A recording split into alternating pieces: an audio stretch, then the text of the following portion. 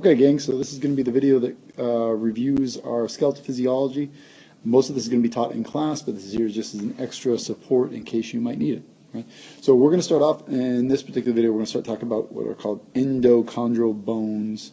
Okay, and endo is kind of implying from, and chondro. Anytime you see that beginning there, that's cartilage. Okay, so endochondral are bones that form from cartilage. Okay, so what are they? They are the long bones of the body. Okay, so all of the ones that are kind of like tube-like. So all the bones, your humerus, your radius, your ulna, your metacarpals, your phalanges, all those tube-like bones that are in your arm, and the same thing is going down through your legs. Okay, so I put a couple examples on here. I put the tibia and the humerus and the radius, but there are many other examples than that. All right. So how do these bones actually form? Well, that will be this slide. Okay. So the way it starts off is as a hyaline cartilage model. So this is hyaline cartilage down here. Okay, and you'll see that kind of up here in our descriptions.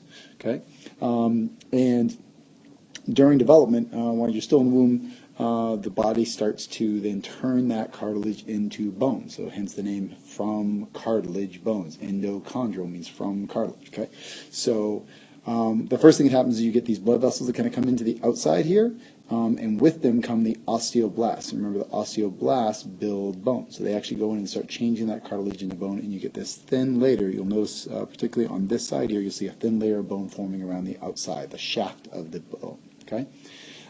Then the blood vessels kind of invade the center, so they go all the way into this core. Okay, and there we start building bone as well, and that spot is really important. That's called the primary ossification center. Okay, so the primary ossification center, and that's eventually going to form the whole diaphysis, the whole shaft of the bone, and eventually, as you'll see over in this part step 4, it will hollow out and actually make the medullary cavity. Okay, so remember that's kind of where you're going to find a lot of bone marrow and things like that. Okay, so it starts off as cartilage. Okay, then you get some blood vessels come in and start making bone just around the outside. Then we start making bone in the middle, and that's called the primary ossification center, and then that kind of enlarges and spreads up. Okay, then that will take us to our 5th step, which is where we still have bone developing here in the center, but now the blood vessels go into the ends. So now we're going to start developing bone at the ends here, okay? And those spots are called the secondary ossification centers. So at the top and the bottom of this bone, you have secondary ossification centers, okay?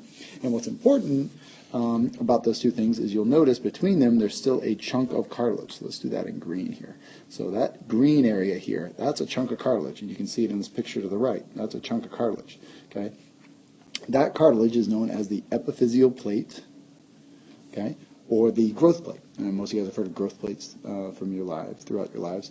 And as long as this cartilage is here, the bones can continue to grow longer. Okay, the way your bones actually grow longer, the way you grew taller, is the osteoblast came in and turned this cartilage into bone. So let's make this bone here. Okay, creates a layer of bone. Okay, and then we grow a little more cartilage, and then that cartilage can be turned into bone, and the bones get longer and longer and longer and longer and longer and longer. Okay. What ends up stopping our growth for most people is at puberty, estrogen and testosterone are such big stimulators of the osteoblasts that the osteoblasts essentially work too fast. They essentially go through here and they turn this all into bone, all into bone, all into bone, and as soon as this all becomes bone and there's no more cartilage in there, then this bone can no longer grow longer. It can always grow thicker, which we're going to see in a second. The bones can't grow any longer. Okay, so to put it all together, we've got a cartilage model. We get bone around the outside first, okay? Then we get bone in the middle here. This is called the primary ossification center. That enlarges, okay? Then we get bone forming at the ends of the bones, okay? Those are the secondary ossification centers with a chunk of cartilage in between called the epiphyseal disc, of a growth plate is another word for it, and that's what's in between there.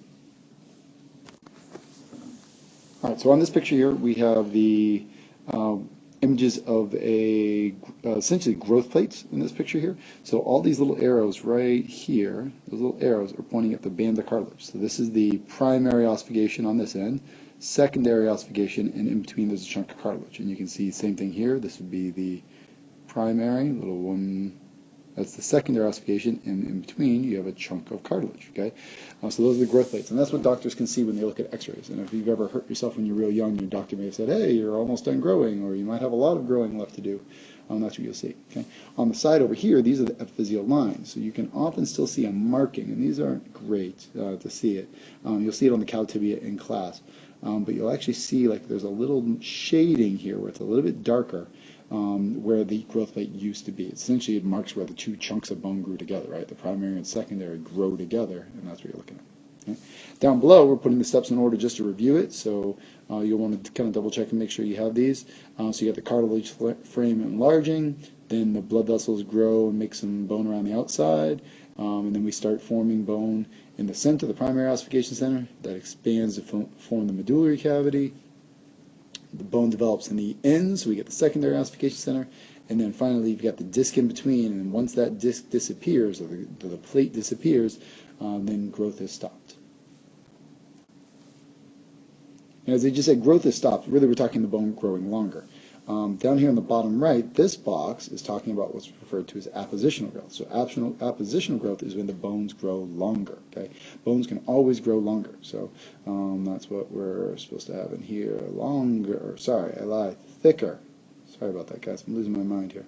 Okay, the bones grow thicker. Okay, so the bones can only grow longer as long as we have this cartilage, but they can always grow thicker, and it usually happens in response to exercise. Okay, so when you exercise, you put stress on the bones, and that actually allows the bones to grow thicker as a result. So the other topic I want to cover in this video is how fractures heal. Okay, and this is straight out of the textbook, guys. I haven't done anything or edited this, but the basic idea, we're not going to do too much with it, but the basic idea is that when you break a bone, remember there's lots of blood vessels in there, so you immediately get bleeding, lots of bleeding, and eventually you'll get this blood clot. Essentially, that's what this is showing here. Use a different color so we can actually see it. The hematoma was talking about an actual blood clot, so it fills with a clot. Okay, and then what we get going in there is we get some spongy bone goes in here and kind of like loosely ties the bones together, and then you get a little chunk of bone around the outside that starts to form and kind of hold it together. But this is all just kind of very tentative. Okay, and that's why we actually use splints on broken bones most of the time, because this doesn't hold things together very well. So once a doctor gets them aligned, you want some support, because these are the spongy bone. It's not your real strong stuff. It's not the compact bone, so this can break pretty easily. Okay. Then you'll get some other pieces come in, and they essentially fill in all the gaps here, and the osteoblasts start kind of filling in all the gaps. At the same time, you actually get a lot of osteoclasts, and they don't actually talk about this in the book here, but you actually have little osteoclasts coming because there's little fragments of bone. Like, so for instance, in this picture right here, you can see a little fragment of a bone. That's got to be eaten away and removed for the process, the healing process to take place. Okay, so all of this spongy bone eventually has to be turned into compact bone around the outside, and that way it'll actually kind of heal up. Okay? And then the last picture over here on the right shows what's referred to as the external callus. And the external callus is kind of this swollen area. And many of you guys have heard that after a bone is broken, that it's stronger than it was before. And for a short while it will be, maybe for a year or so. This is thicker right there. So if I were to break this is a humerus, right? Notice the humeral head and all the other features down at the bottom that we're going to get to. We haven't touched on much.